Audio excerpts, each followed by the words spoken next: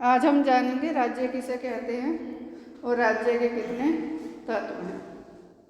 जब मानव जीवन की शुरुआत हुई उस समय तो राज्य नहीं था, कोई ऐसी निश्चित संस्था नहीं थी।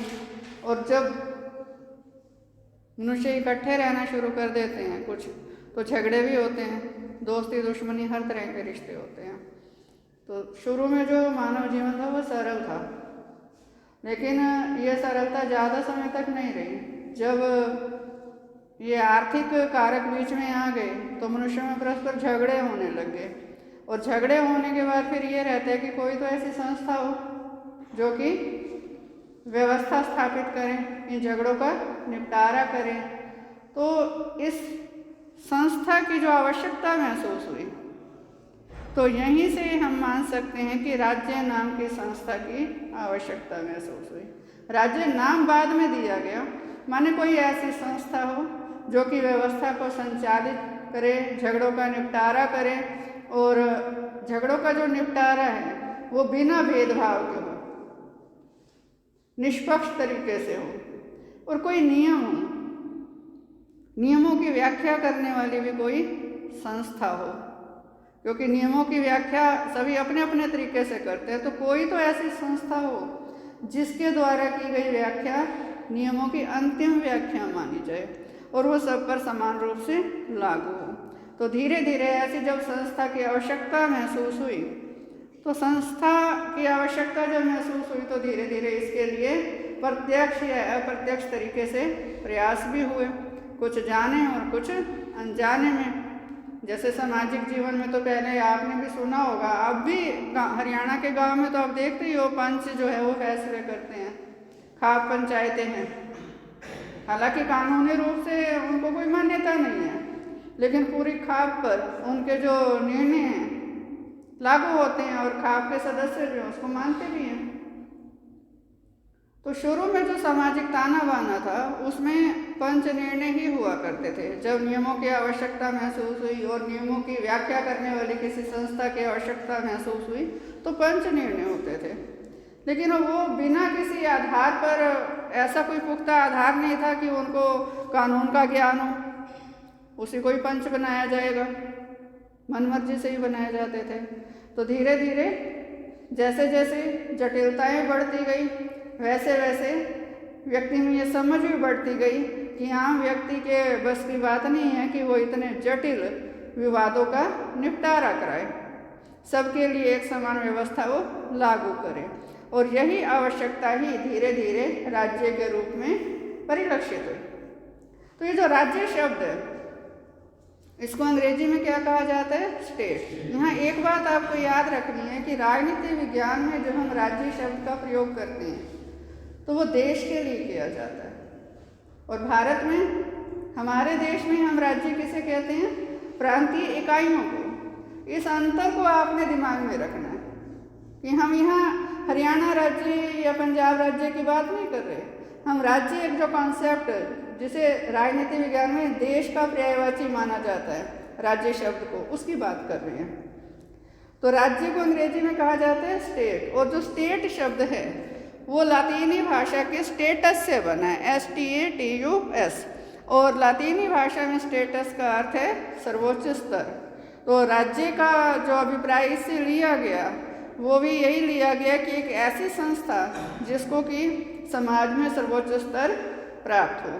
और जो वर्तमान में राज्य का अर्थ लिया जाता है, ये वर्तमान में राज्य का अर्थ 1523 में सबसे पहले प्रिंस नामक एक ग्रंथ में लिया गया, और ये ग्रंथ लिखा था मैकियावली ने। उसने वर्तमान में जो राज्य का अर्थ हम समझते हैं वो पहली बार उसने प्रयोग किया था। हालांकि मैकियावली का जो ग्रंथ है, मैकियावली के जीते जी वो पॉपुलर नहीं हुआ था। मैकियावली ने उस ग्रंथ में ऐसी ऐसी कुछ बातें लिखी थी राजनीति के विषय में कि मैकियावली को जीते जी आलोचनाओं का सामना करना पड़ा। लेकिन उसके मरने के बाद और आज जब हम देखते हैं उसने जो अपने ग्रंथ में लिखा था अक्षरशः राजनीति वही है। मैकियावली ने सबसे पहले ये कहा था कि राजनीति में नैतिकता का कोई स्थान नहीं होता। उस वक्त तो इस पर बहुत आरोप लगे थे कि ऐसा बेकार व्यक्ति है, ऐसा इसको क्या दार्शनिक कहेंगे, इसको क्या विचारक कहेंगे जो नैतिकता से रहित राजनीति की बात कर रहा है। और आज देख लो, राजनीति में नैतिकता का कहीं कोई स्थान है भी नहीं। होता है कई बार कि व्यक्ति मर जाता है, उसके मरने के बाद उसके कार्य जो है वो पूरे संसार में जाने जाते हैं। खैर, तो सर्वप्रथम जो राज्य शब्द का प्रयोग है, जो आधुनिक अर्थ में जो राज्य शब्द का हम समझते हैं इसका अर्थ, वो मैकियावली ने ही इसका प्रयोग किया प्रिंस नामक अपनी पुस्तक में। अरस्तु जो राजनीति विज्ञान के पिता कहे गए हैं, उन्होंने राज्य का जो अर्थ बताया, अलग अलग विद्वानों ने अलग अलग अर्थ बताए हैं। अरस्तु ने कहा कि राज्य गांव और परिवारों का समूह है जिसका उद्देश्य एक संपूर्ण और आत्मनिर्भर जीवन की स्थापना करना है, जिससे हमारा अभिप्राय सुखी और संपन्न जीवन है। अब अगर आज के युग में हम देखते हैं तो राज्य सिर्फ गांव और परिवारों का समूह तो नहीं है ना ऐसा। वर्तमान में तो राज्य में अनेक राजनीतिक संस्थाएं भी हैं राज्य के अंतर्गत, और अनेक गैर राजनीतिक संस्थाएं भी हैं जिसके भी नाम राज्य की कल्पना भी नहीं कर सकते। तो अरस्तु ने जिस समय ये परिभाषा दी थी, उस समय यूनान में छोटे छोटे नगर राज्य हुआ करते थे, तो उस समय के अनुरूप ये परिभाषा पर्याप्त थी। अब जैसे जैसे समय बदला, जो विचारक आए उन्होंने और अपने तरीके से बदले हुए समय के अनुरूप इसकी परिभाषाएं दी। ऐसी एक विचारक हुए गिलक्राइस्ट।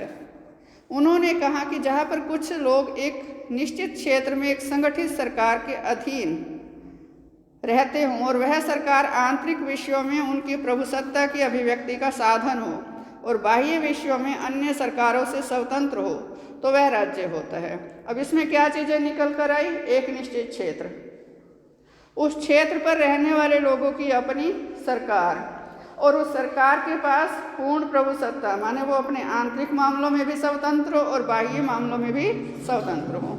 इसी तरह से एक विद्वान हुए गार्नर। गार्नर ने कहा कि राज्य कम या अधिक लोगों का ऐसा समूह है जो भूमि के निश्चित भाग पर रहता हो, बाह्य नियंत्रण से पूरी तरह या लगभग स्वतंत्र हो, और जिसकी अपनी एक संगठित सरकार हो, जिसकी आज्ञा का पालन वहाँ के लोग स्वाभाविक रूप से करते हों। अब इसमें क्या आया कि जो उस निश्चित भूभाग पर लोग रहते हैं, माने जनसंख्या भी उस एरिया में रहने वाली, सारी नहीं, पूरे विश्व की जनसंख्या नहीं, उस निश्चित भूभाग पर जो जनसंख्या रहती है उसकी अपनी सरकार, और वो सरकार जो नियम कानून बनाए उसका पालन वो अपने नागरिकों से करवाए। तो इन परिभाषाओं के आधार पर चार चीज़ें निकल कर आई। कौन सी? जनसंख्या, भूमि, सरकार और प्रभुसत्ता। माने निश्चित भूभाग, उस निश्चित भूभाग पर रहने वाली संगठित जनसंख्या, उस जनसंख्या की खुद की चुनी हुई सरकार, और सरकार कैसी? जो प्रभुसत्ता संपन्न हो, माने उस भूमि पर रहने वाले जितने भी लोग हैं सरकार द्वारा बनाए गए कानूनों का वो पालन करेंगे। आंतरिक मामलों में भी जो सरकार है वो स्वतंत्र रूप से खुद निर्णय लेगी, और जो बाह्य मामले हैं माने दूसरे देशों के साथ संबंधों के संचालन में भी किसी और के प्रभाव के, किसी दूसरी विदेशी शक्ति के प्रभाव के अधीन वो नहीं रहेगी। तो मुख्य रूप से चार तत्व हैं राज्य के: जनसंख्या, भूमि, सरकार और प्रभुसत्ता। क्लियर है यहाँ तक? नेक्स्ट है इसमें